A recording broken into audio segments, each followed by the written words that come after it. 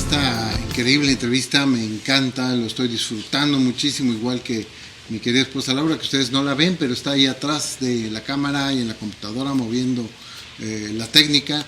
Y bueno, pues, Pastor Nicolás, quiero preguntarle a usted, el peso del ministerio puede ser muy grande. Muchos pastores se quejan de estas cosas. Y sabido por usted, porque usted me ha platicado, yo lo he investigado, que hay muchos suicidios en el mundo pastoral. O sea, es una de las profesiones que más suicidios generan. ¿Cómo ha podido llevar en todos estos años ese peso?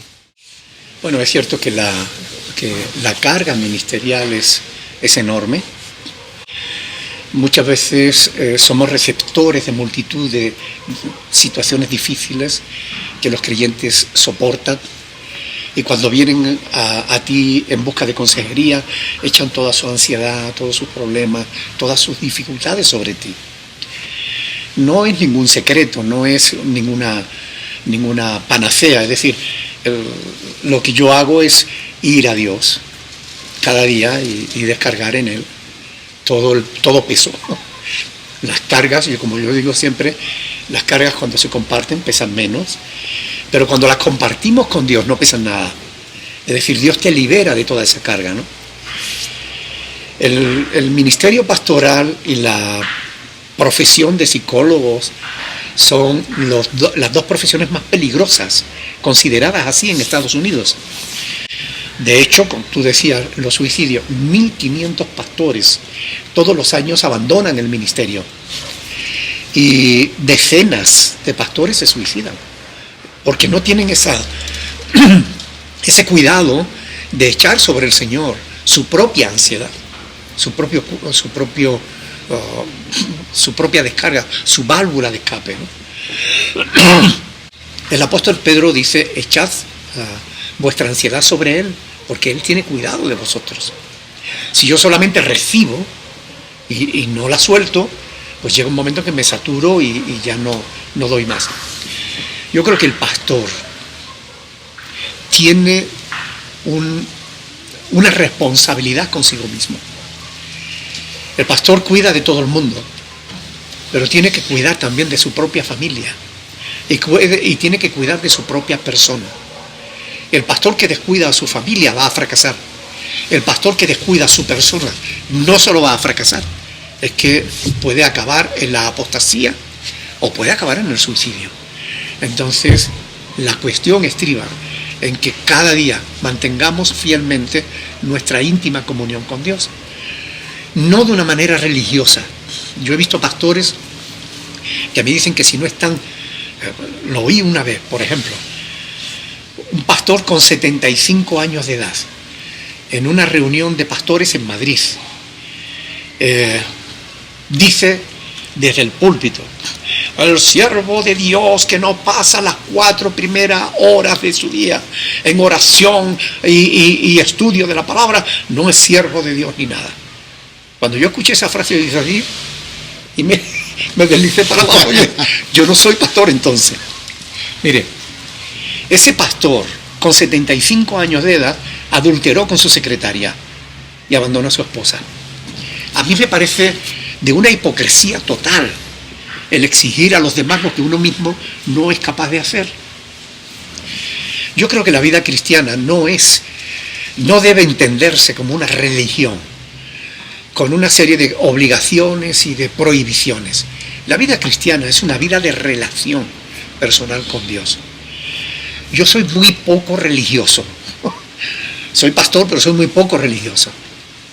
Ustedes saben, cuando yo me pongo con los hermanos a orar, yo no les digo cierren los ojitos, vamos a hacer esto, no sé qué.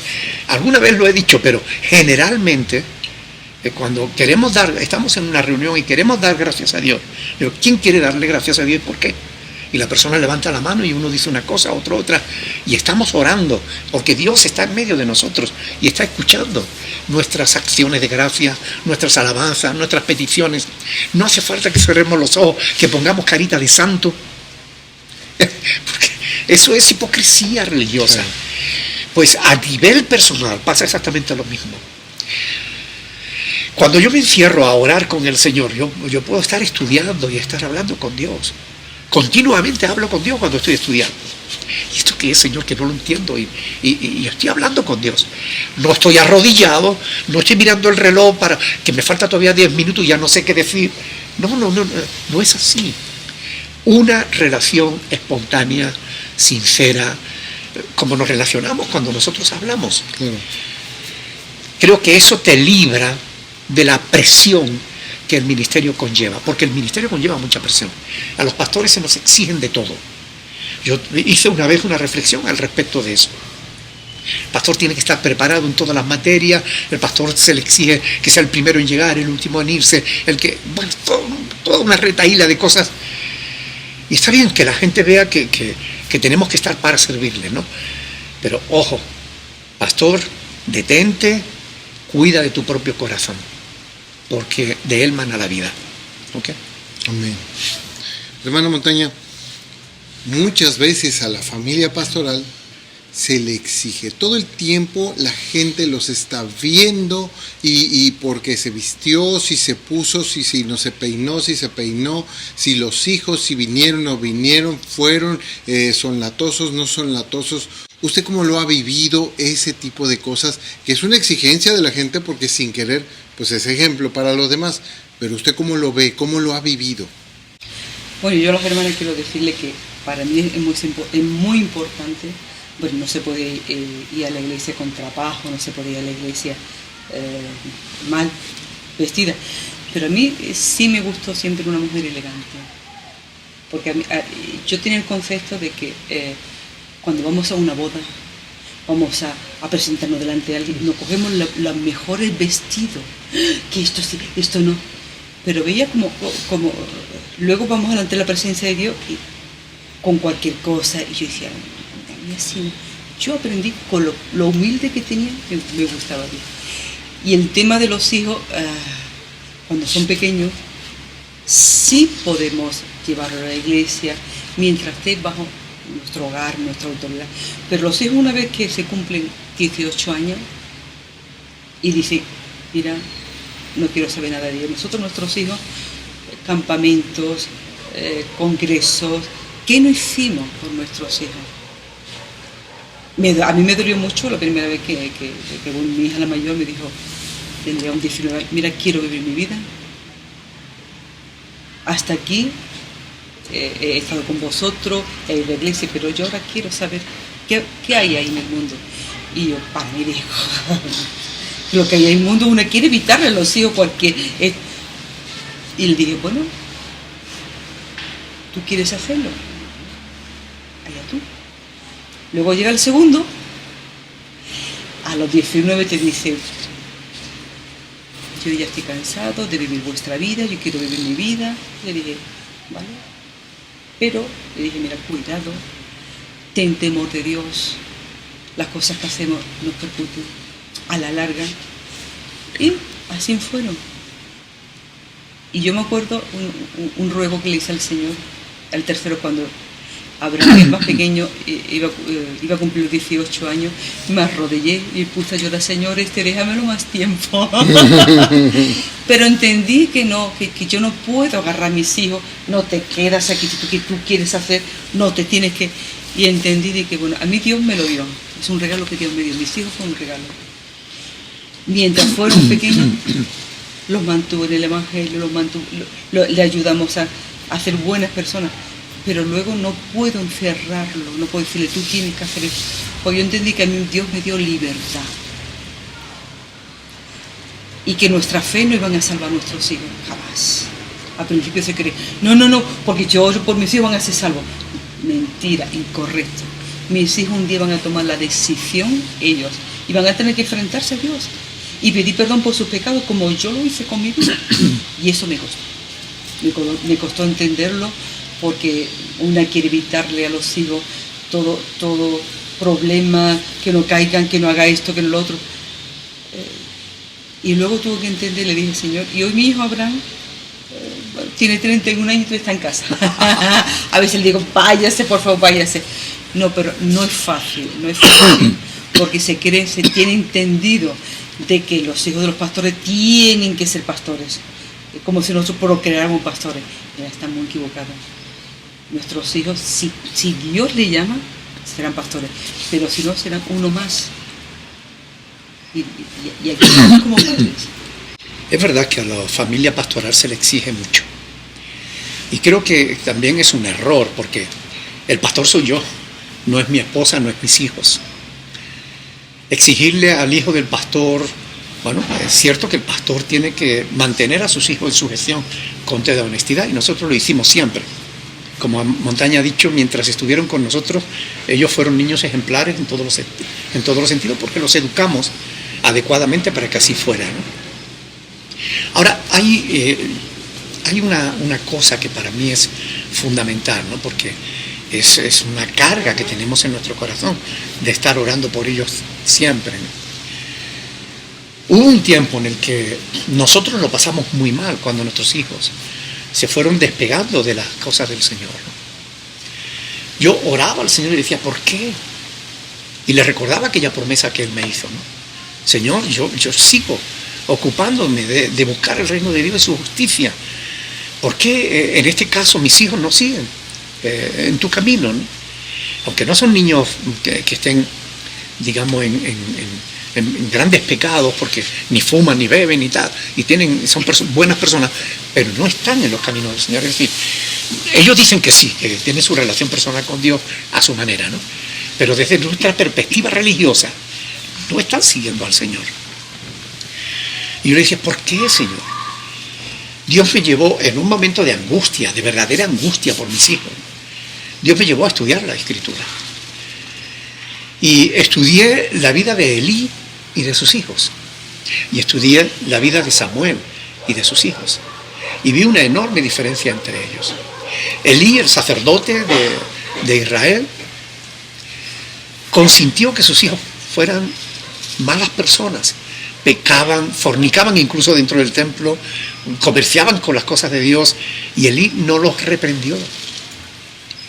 Y Dios castigó a los hijos de Elí y castigó al propio Elí por no haber hecho eso. Ahora, después, estudiando la vida de Samuel, yo me di cuenta de que cuando Samuel ya era anciano, el pueblo de Israel le pidió un rey, porque dice, porque tus hijos no siguen tus pasos. Pero Dios no reprendió a Samuel, como reprendió a David, a Elí. ¿Por qué? Con toda seguridad, porque Samuel había cumplido su tarea. Él había corregido a sus hijos, les había disciplinado en la manera en que tuviera que hacerlo, ¿no? Vista que Elí no lo hizo. Creo, en este caso, a mí eso me dio tranquilidad. Nosotros hicimos nuestra parte. Los educamos desde pequeñitos y siempre estuvieron viendo nuestro ejemplo, nuestro testimonio, nuestra enseñanza, nuestra educación. Ahora, una vez que ellos son responsables, es decir, una vez que ellos deciden andar su propia vida, ahí ya no depende de nosotros. Ya nosotros hicimos nuestra parte, ahora depende de cada uno de ellos. Hay un pasaje de las Escrituras que mucha gente mal interpreta, que es en Hechos de los Apóstoles, capítulo 16, cuando se está hablando del carcelero de Filipo. Cuando, Señores, ¿qué debo hacer para ser salvo? Cree en el Señor Jesucristo y serás salvo tú y tu casa. Y la gente interpreta que por la fe del carcelero va a ser salva toda su casa. Y no es así. A ver, lo que pasa es que a veces al traducir del griego al castellano, no siempre encontramos la manera adecuada para poder hacerlo correctamente. Pero lo que ahí está diciendo en el original es, cree en el Señor Jesucristo y serás salvo. Y tu casa, si cree. Es decir, porque sin fe es imposible agradar a Dios. Amén. La salvación es algo que se nos da por medio de la fe en Jesucristo. Si tú tienes fe y tus hijos no van a ser salvos, por mucha fe que tú tengas. Entonces, esto es algo que hay que entender, ¿no? Y es cierto, nosotros hicimos todo lo que tuvimos que hacer, ahora ya es cuestión de ellos con Dios. Y por más que a nosotros nos duela que ellos no estén con nosotros en la iglesia y tal, pero ellos son adultos, toman sus propias decisiones, allá ellos. Nosotros cada vez que tenemos oportunidad, hablamos con ellos, los exhortamos, los animamos, pero son ellos los responsables de las decisiones que toman. Otro pasaje que también trajo paz a mi corazón fue Ezequiel capítulo 18, versículo 20, donde dice que los padres no llevarán los pecados de los hijos ni los hijos llevarán los pecados de los padres. Amén, qué interesante y qué importante, ¿no? Porque muchas veces nos preocupamos mucho por nuestros hijos y algunos pastores se preocupan que testimonio estoy dando, si yo tengo que tener en sujeción a mi familia, y entonces, pero hay que entender lo que es individual. Llega un momento en que los hijos crecen y toman sus propias decisiones, o que si bien desde chicos no los educaste, pues ellos van a tomar sus decisiones. Pero yo creo que el Señor en su palabra nos dice que Él hace de acuerdo a su voluntad y nosotros debemos de pedir de acuerdo a su voluntad. Y si su voluntad es de que todos lleguen al arrepentimiento y nosotros oramos por nuestros hijos, en algún momento podrá suceder, solo que ellos decidan. Hermanos, sean ustedes bienvenidos de nuevo aquí, y quería preguntarle a la hermana Montaña. Hermana Montaña, pues en todo este tiempo han pasado muchas cosas. ¿Alguna anécdota, la más divertida que usted se acuerde que hayan vivido en el ministerio? No me acuerdo ahora, así ninguna.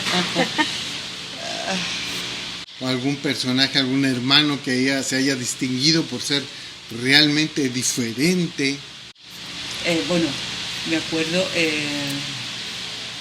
el pastor Andrés, antes de ser pastor. Me acuerdo que cuando lo conocimos, era un chico con pelo largo, así por aquí, pero cada vez que iba a hablar, venía a pedir consejo al pastor, era llora y llora y llora. Bueno, cuando se convirtió en el Evangelio, cuando iba a dar testimonio, se ponía en el púlpito y lloraba y lloraba y lloraba. Y yo decía, pero qué llorón es, por todas las circunstancias, nos reíamos de las circunstancias. Y la verdad que cuando yo lo llamó al ministerio, ya peladito, bien afeitadito, wow, hacía así para no llorar. Me tengo que controlar, pero como poquito a poco Dios lo fue llevando a esa pausa, a ese control, y eso nos sorprendió, porque de ser como era a lo que Dios transformó, eso me sorprendió. Qué bonito. ¿Usted qué se acuerda? Que haya sido muy divertido, que usted haya muerto a las carcajadas total. Pues no tengo ni idea. Es decir, yo la verdad es que tengo muy mala memoria para las cosas normales de la vida. Si me preguntas qué comí ayer, seguramente no sabría decirte. Ahora, haces una pregunta sobre la Biblia y mi mente es una computadora que empieza a soltar información. Y, de verdad, anécdotas así de risa, no sabría decirte ahora. ¿Nunca le ha sonado el teléfono a medio culto? Sí, sí, y me cuesta la misma vida porque me pongo nervioso y no sé cómo. Normalmente tengo la precaución siempre de apagarlo y se lo doy a ella, pero a veces se me ha olvidado y estaba predicando el pastor Andrés y en medio del culto suena un teléfono y yo diciendo, hay que ver esta gente con los teléfonos. Hay que ver esta gente con los teléfonos y que no apagan los teléfonos hasta que veo a mi esposa y dice, y yo, ay, sí que es mío, y empieza a tratar de apagarlo y sabe lo que pasa, ¿no? Que no atila, ¿no? Terrible, y todo el mundo se ríe por culpa mía, ¿no? Pero es verdad, sí, eso sí me ha ocurrido. ¿Cómo es su relación ahora que ha visitado, bueno, ya visitó Colombia, pero la vez pasada visitó Argentina, ha venido ya a México, ha ido a Perú? ¿Cómo es su relación con las personas que lo ven en los videos y que lo buscan y que se enteran que usted va a estar en algún lugar y se acercan a usted? ¿Cómo es su relación con todas aquellas personas? Pues como con todos, o sea, yo no tengo una imagen en YouTube y otra diferente en mi vida normal, soy el mismo. Y me relaciono con una naturalidad pues, como es lógico, ¿no? Me sorprende enormemente la obra de Dios, ¿no? Hay personas que me dicen, pastor, le sigo desde el año, no sé qué, 7, 8 años, siguiendo sus vídeos, sus cultos, y te ven como si fueras un personaje, ¿no? Cuando en realidad yo no soy nada, yo soy un pastorcito de garaje, ¿no? Como dicen algunos. Entonces me sorprende la obra de Dios, ¿no? Yo doy infinitas gracias a Dios que un día, pues, alguien nos pidió que pusiésemos nuestros vídeos en internet, ¿no? Porque había una persona que estaba trabajando, que no podía venir el domingo a la iglesia pastor, grábelo, súbalo, que yo lo pueda ver después en casa, no sé qué. Y a partir de ahí, eso fue en el 2011 creo que fue, y comenzamos a subir nuestros vídeos en YouTube, e inmediatamente se produjo un aluvión de comentarios, de correos, gente que te escribía, gente que te hacía preguntas, y bueno, hasta el día de hoy eso no ha parado, sino que cada vez la bola se va haciendo mayor, ¿no? Recibimos infinidad de testimonios de personas que a través de nuestros vídeos, después de llevar años y años en otras congregaciones, es ahora que están empezando a conocer la Escritura. Cuando te dicen algo así, de verdad que tu corazón tiembla, ¿no? Ante la responsabilidad tan enorme que tenemos de todo lo que decimos delante del púlpito, ¿no? Y a mí me llama mucho la atención eso, la obra que Dios hace en los corazones de las personas, ¿no? Bueno, tú, verte a ti aquí conmigo, ¿no? Delante de la cámara, para mí eres un milagro de Dios, porque tú eres uno de los que contactaste conmigo a través de las redes sociales, y poco a poco la relación se va haciendo más íntima, más confianza, y bueno, hoy estás a punto de ser nombrado, reconocido como pastor, ¿no? Igual que otros hermanos en diferentes lugares, ¿no? Eso es una obra de Dios hermosa, hermano. No hay absolutamente ninguna razón, en absoluto, ninguna razón por la cual ningún ser humano se pueda poner una medalla en cuanto a la obra de Dios, y yo menos que nadie. Es la obra de Dios en vuestras vidas, en la vida de las personas que ven nuestros vídeos, y es algo que yo agradezco infinitamente a Dios, porque, repito, es algo que Dios ha hecho, que no lo hemos hecho nosotros. No es que nosotros nos sentáramos un día, planificáramos, a ver cómo podemos llegar a otros países, no. Es algo que nos lo hemos encontrado en el camino. Es como la obra social, ¿no? La obra social la hicimos porque Dios nos obligó a hacerla. No es que nosotros nos sentáramos y dijéramos, bueno, vamos a ver cómo podemos ayudar al que tiene necesidad. No, es que de momento empieza a haber necesidad en la iglesia, y uno como pastor se siente responsable y tiene que dar respuesta a eso, ¿no? Y fue Dios el que nos fue empujando a hacer ese tipo de cosas, ¿no? Por tanto, toda la honra, toda la gloria, siempre para el Señor, porque es el único que la merece. Pastor, hablando por supuesto hay muchos pastores que se llenan la boca diciendo, yo tengo la sana doctrina. Y se llenan la boca cuando realmente solo están repitiendo lo que les enseñaron y no ven más allá. Por supuesto, esto va a crear detractores de personas que no estudian como usted, que no dedican tiempo como usted, o que solo dedican a aprenderse lo que ya les enseñaron y no buscan más allá. El Señor Jesucristo nos dice escudriñad las Escrituras. Tenemos que buscar más allá, no creernos lo que nos digan. Bueno, en este sentido, pues muchas veces lo que usted predica genera detractores, personas que no comprenden que una persona pueda decir algo que ellos no les enseñaron. Yo le quiero preguntar algo. ¿Quiénes son más agresivos? ¿Los reformados, los bautistas, los pentecostales, los judaizantes? ¿Quiénes son más agresivos? Para las respuestas y para los ataques que le hacen en las redes sociales, que los hemos visto, ¿no? Sí. Bueno, cualquiera que haya visto nuestros vídeos y haya leído los comentarios sabe que los ataques vienen de todos lados. Nos disparan desde todos los ángulos y sin misericordia, ¿no? Pero yo he recibido cartas a veces kilométricas, ¿no? Vídeos que me envían, pastor, mire, ¿qué piensa de esto y tal? O me mandan un estudio enorme. Yo tengo la precaución, y por mucho que me cueste, porque tengo muchísimas cosas que hacer todos los días, me tomo la molestia de leer cada carta que me escriben, cada estudio que me envían, cada vídeo que me envían para contrarrestar lo que yo enseño o lo que yo predico. Yo me tomo la molestia de verlo, de estudiarlo, de analizarlo a la luz de las Escrituras. Y siempre respondo con un estudio, con una respuesta bíblica, y a mí me encanta citar las Escrituras, como está escrito, y cito la Escritura, como dice el Señor, como dijo Pablo, siempre citando la Escritura, ¿no?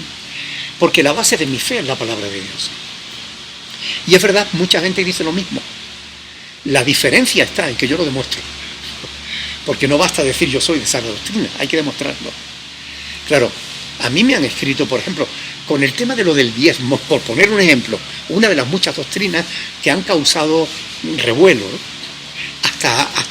Hasta hoy mismo he estado respondiendo a pastores que se niegan a aceptar la verdad. Yo he recibido cartas de pastores que me han dicho, bueno, si pidiendo el diezmo, ofrendas especiales, ofrendas de misiones, pro templo y no sé qué, y aún así no llegamos. Si quitamos el diezmo, ¿cómo vamos a llegar a final de mes? Y yo siempre les respondo, si tú te subes al púlpito para decirle a tu iglesia que deben confiar en Dios, ¿por qué no empiezas por darles ejemplo? ¿Por qué no crees en Dios? De que Él te va a sustentar.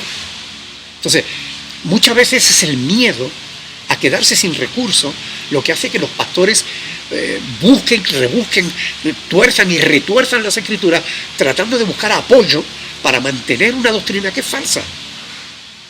Miren, déjense de tonterías, no pueden tapar el sol con un dedo. Escudriñen la escritura, muéstrenle a la iglesia la verdad. Y si usted le predica a la iglesia la verdad, la iglesia en respuesta, la respuesta de la iglesia va a ser generosa. La gente da más por gratitud que por obligación. Nosotros nunca, en Fuerteventura, jamás hemos pedido diezmo a nadie, nunca. Nosotros no recogemos ofrenda pro templo, ofrendas especiales, ofrenda para misiones, en absoluto, jamás hemos pedido ofrendas para nada, excepto la que recogemos el domingo por la mañana durante el culto, donde cada cual pone lo que buenamente puede. Y con esa sola ofrenda, nosotros hasta el día de hoy hemos podido cubrir todas las necesidades de la iglesia. Y cuando digo todas las necesidades de la iglesia, no me refiero solo al salario pastoral, o a pagar el local, o el teléfono, la luz, el agua, no. También las necesidades de la iglesia. Los creyentes, que hay personas que lo pasan mal, y que la iglesia tiene que responder ante esa necesidad, ¿no? Porque hay pastores que cogen el dinero de la ofrenda, se lo meten en el bolsillo, y se marchan, ¿no? No, nosotros procuramos en todo hacer lo que la palabra de Dios enseña, ¿no? El pastor, en este caso un servidor, no toca el dinero de la iglesia, sino que es el tesorero o la tesorera, la persona que está encargada de administrar la iglesia. Son cosas como esta, ¿no? Pues eso es por una. Otra, que si el tema de la ley o de la gracia, tenemos que cumplir, tenemos que convertirnos en judíos los cristianos, o son los judíos los que se tienen que convertir a la fe de Cristo, ¿no? Todas estas doctrinas crean mucha polémica. Y como digo, a mí me disparan desde todos los ángulos, ¿no? Pero una vez que uno aporta la escritura y va aportando en todas las respuestas que uno va dando, el así está escrito, como dice la escritura, y uno va citando la palabra de Dios, llega un momento en que la gente ya se queda sin argumento, ¿okay? Hay otros que por necedad seguirán toda la vida, ¿no? Pero a ese tipo de personas llega un momento en que una vez que tú les muestras la verdad y no la aceptan, allá ellos. O sea, pero la mayoría de la gente acaba entendiendo, sobre todo la gente que de verdad aman a Dios, sobre todo la gente que de verdad sirven a Dios, y no aquellos que se quieren servir de Dios. Esos son otros. Hermanita Montaña, seguramente este video lo podrán ver muchos hermanos que siguen los videos, que siguen a los hermanos que han estado respaldados, que han sido pastores y que también están buscando la sana doctrina. Quizás sean muy pocos, pero tienen muchas ganas y de alguna manera ha ido creciendo por milagro del Señor, porque pues, Él quiere que aunque sea una manada pequeña, pues sean algunos los que se salven. Pero muchas hermanas, siendo esposas de pastores o siendo esposas de diáconos en la iglesia, ¿qué usted les podría recomendar a todas esas hermanas que ya sea ellas mismas o siendo esposas de algún servidor, qué les podría recomendar a todas esas hermanas? En el ministerio. En el ministerio. Bueno, principalmente que confíen en el Señor. Principalmente que oren mucho, y la verdad que cuando llegue un conflicto con el esposo, cuando no estén de acuerdo, métete en la habitación y Señor, mira, el único que puede cambiar la situación eres tú. Pero no entre en conflicto con tu esposo o no entre en conflicto porque es preferible, quizás tú estés equivocada y Dios te reprenda. Y más vale ser precavida. Ahora, Señor, no opino lo mismo que mi esposo. Yo no quiero cambiarla, tiene que ser tú el que lo cambie, porque no estoy de acuerdo con lo que... No discutir, no pelear, sino, vale, lo que tú digas. Y Dios, yo he visto que Dios muchas veces, ¿vale? Ha venido, yo me he callado, mamá, gracias por haberte callado en ese momento, gracias porque Dios me ha dicho esto, y digo, Señor, gracias. A veces queremos discutir porque no estoy de acuerdo, porque no, hay que ser humilde como Cristo es humilde, hay que ser dócil, y aunque no estamos de acuerdo, porque hay momentos que no estamos de acuerdo, pero me callo, me aparto y clamo a Dios, Señor, yo no estoy de acuerdo con esto, muéstrame si yo estoy equivocada, muéstrame primero a mí, y si no es así, muéstraselo a Él. Y luego, cuando buscamos a Dios, la situación cambia. Amén, amén. Qué importante es esto, porque la verdad es que a veces se piensa que la vida en Cristo es miel sobre hojuelas, ¿no? Y bueno, pues el Señor... Y generalmente lo es. Y generalmente lo es, sin embargo, a veces sufrimos, ¿no? Claro, a veces hay situaciones en las que, como ella dice, no estamos de acuerdo en todo. Por ejemplo, por poner un ejemplo. Lo digo porque con los ejemplos como que la gente entiende mejor. Teníamos nuestra casa pintada de un amarillito que a mí me encantaba, porque teníamos muebles de madera oscuros y contra el amarillo se veía preciosa. Yo sentía mi casa cómoda, sentía mi casa acogedora. Un día le da a mi esposa por cambiar la pintura de la casa. Y cuando llego y me veo la casa pintada de gris, que es un color... Yo soy daltónico, no distingo bien los colores, pero el gris me parece un color apagado, un color soso. Y me cambia los muebles, empieza a regalar los muebles, y me compra los muebles de madera, y me compra muebles de chapa, porque dice ella, son más modernos, me gustan más, no sé qué. ¡Ay, Dios! A mí no me gustaba. Ella me dice, ¿te gusta? No. Pues yo soy así de sincero. Si me preguntas, te digo la verdad. No. Pero aunque no estemos de acuerdo, yo puedo entender que si ella se siente más cómoda, yo por amor a ella me someto y no hay problema. En este tipo de cosas siempre valoramos qué es más importante, ¿no? Si nuestra relación personal o el color de la casa. El color de la casa. O sea, pero hay veces que no hemos estado de acuerdo en cosas más importantes. Y es verdad lo que ella dice. Ella ha guardado silencio, ha orado al Señor, y yo he estado diciendo, yo tengo la razón, porque yo la tengo, porque es así, punto. Y me pongo a orar y empieza el Espíritu Santo a tirarme de la oreja y que me levanta así y me dice, ¿qué haces, tonto? No es así, tu esposa tiene razón. Es como cuando Dios te pincha y tú te desinfla, ¿no? Entonces tiene uno que ir, mami, lo siento, perdona, cariño, tenías razón. Perdóname, soy un cabezote. Tú tienes razón, cariño. Entonces, a veces es así, a veces es ella la que tiene que reconocer que se equivocó, pero lo que ella dice, esa capacidad de tenernos paciencia el uno al otro, eso es lo que hace posible, ¿no?, que la pareja funcione y que siga adelante, ¿no? Llevamos 41 años juntos y parece que no ha pasado tanto tiempo. Claro, qué maravilla. Por supuesto va a haber muchos hermanos que van a ver y esperemos que vean y sean edificados con este tipo de entrevista, con este video. Pastor, ¿qué le recomendaría primero a todos aquellos que están siendo respaldados en el ministerio, que ya están predicando, que ya están arriba de un púlpito, que están buscando la sana doctrina y el rostro del Señor por medio del temor a Dios? ¿Qué le diría a ellos y qué le diría a las personas que asisten a esas iglesias y que escuchan al hermano y que ven que todavía le falta un poco, que está tratando de mejorar día con día, porque nadie es perfecto, nadie nace y el entendimiento de Dios no hay quien lo alcance? Pero ¿qué le diría usted a esos dos grupos? Bueno, en primer lugar, yo llevo 41 años predicando el Evangelio y sigo aprendiendo. Es decir,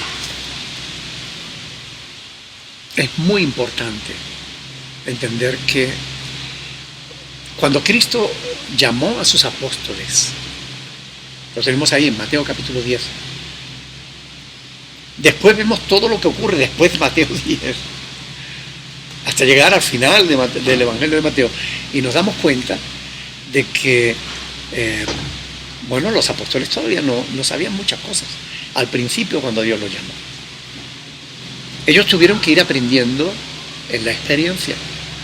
Estuvieron con el Señor Jesús 3 años y medio, y después de 3 años y medio el Señor Jesús tuvo que reprenderlos justo momentos antes de partir para el cielo. Tuvo que reprenderlos aún por su incredulidad.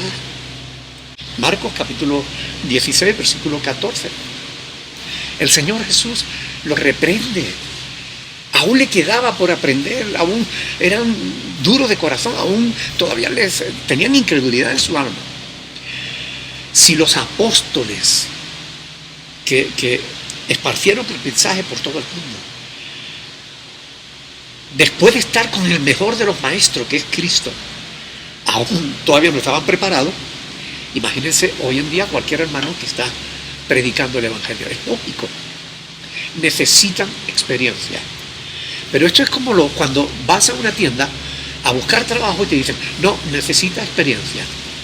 Y un muchacho con 25 años que busca trabajo, no, le exigen experiencia. ¿Y cómo va a tener experiencia? Ni nadie le da la oportunidad de experimentar. Entonces, mire, la iglesia tiene que ser paciente, porque nadie es perfecto a la medida de la plenitud de Cristo. Ninguno. Yo menos que ninguno. Por tanto, la iglesia tiene que ser paciente con esto. Pero va a ir aprendiendo. Lo más importante que tienen que descubrir en el pastor que tienen delante, en la persona que les predica y enseña el Evangelio, es la actitud de su corazón. Si su corazón es sencillo, si su corazón es humilde, si esa persona cuando se equivoca lo reconoce, cuando esa persona pide perdón cuando hace algo que no debe, cuando es una persona sencilla y humilde, esa es una persona de un valor incalculable. Sigan respaldando ese ministerio. A los que están preparándose para el ministerio y a los que ya están en el ministerio, los que ya están siendo reconocidos al ministerio, mi consejo es justamente ese: manténganse siempre en humildad, sean sencillos y humildes. Si se equivocan, no pasa nada siempre que sean capaces de reconocerlo. No justifiquen el error nunca, no traten de ocultarlo nunca. Si meten la pata, reconózcanlo, pidan perdón y rectifiquen. La sencillez, Dios la bendice. Al humilde, Dios lo bendice. Al altivo, Dios lo mira de lejos. Por tanto, si tú a lo largo de tu ministerio cometes un error, bueno, hermano, ojalá no lo cometas, pero si lo cometes y alguien te lo hace ver, reconócelo, pide perdón y rectifica. Nada más. Y sigue adelante con tu ministerio, porque Dios te quiere usar para la gloria de su bendito nombre. Lo que Dios no admite es un corazón endurecido o un corazón ególatra que no, yo tengo razón porque yo soy el pastor y tú te callas. Eso yo lo he oído de labios de pastores. Eso es absolutamente inadecuado, por no decir otra cosa, totalmente inadecuado en los labios de un pastor. Un pastor tiene que ser humilde. Mateo capítulo 20 del 25 al 28 son textos que demuestran que Cristo jamás ha buscado líderes, jamás ha buscado gente que mande, ha buscado gente sencilla que sirvan a su semejante. Y este es el consejo. Muchas gracias, hermana Montaña, muchas gracias en verdad, porque sé de antemano que a usted le cuesta trabajo estar al frente, hablar y estas cosas. Y no te imaginas cuánto. Sí. Pero muchas gracias en verdad para todos los hermanos de la Iglesia Cristiana Berea, los hermanos de otras iglesias que nos vean y que conozcan a las personas que están detrás, ¿no? Detrás de todo esto y que sea de edificación para todos ellos. Gracias, Pastor Nicolás. Un placer, muchísimas gracias a ti por esta oportunidad que nos das de poder expresarnos como somos, ¿no? Gracias a todos ustedes. Viva México. Viva México, claro que sí, por supuesto. Gracias a todos, queridos hermanos, por acompañarnos desde el bello estado de Morelos, aquí en Yautepec, Morelos, en el Hotel Boutique Casa Bella. Es un lugar hermoso, pueden venir a visitarlo, está muy cerca de las estacas, inclusive si no hay lugar pueden quedarse aquí, ir a las estacas, queda muy cerca, se los recomendamos, está muy bonito, ¿verdad? Sí, Muy hermoso. precioso. Agradecemos, aprovechamos la oportunidad para agradecer a Pedro, a Lauri, a la mamá de Pedro, a todos los hermanos que han hecho posible que podamos estar aquí. Gracias. De verdad que para nosotros hacer este paréntesis de descanso ha sido algo hermoso y algo que agradecemos de todo corazón.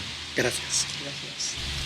Nada que agradecer, pastor, gracias a Dios que tenemos estas oportunidades, Él las pone para que nosotros las tomemos y nada más hay que aprovecharlas. Sin duda.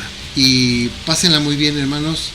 Agradecemos a todos nuestros hermanos de Berea Internacional y a todos ustedes que miran este programa por acompañarnos en esta serie de 3. Que Dios los bendiga.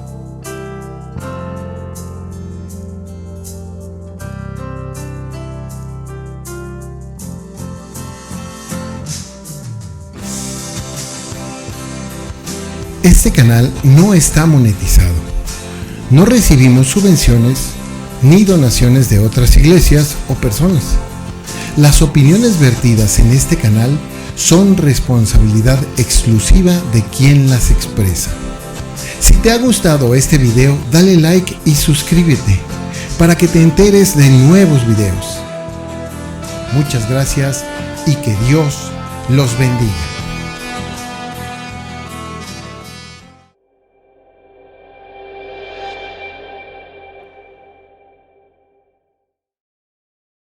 Triti delante de la cámara, muchacho. Ponte ese botón, por favor. Le saco el ojo a... El otro botón también. Ponte ese botón. por Le favor. saco el ojo aquí a mi hermana Carito. Para atrás. No grabes Corten, ¿para qué hablas? Corten. Solo para ver si se escucha bien. A ver, hablen. Ok, sí, bueno, 1, 2, 3. Digan algo. Sí, o 1, buenas 2, 3, tardes? usando la verticalidad óptica No, de la por envergadura favor, de las bases corten, crónicas, corten. caracterizadas por la coyuntura posicional de los elementos asincrónicos elevados a su máxima potencia, nos dirá si se oye bien o no. Ay, ay. Si no, Si no se mete todo. Todo el ruido, No se oye nada. Yautepec, ¿es esto? ¿no? Aquí. ¿Cómo se llama? Yautepec. Yautepec. Yautepec. En directo desde el estudio de Yautepec, México, para todos ustedes. En directo. En directo. En directo. Es que aquí en México le hacen así. No se la en dejo. directo. La boca la dejo. Ah, No sé por qué le hacen así. A mí me da mucha risa. Son técnicas que tienen en los directo. locutores. Pues sí, queríamos que 3, 2, 1, 3, 2, 1. Ok. Pues sí, queridos hermanos,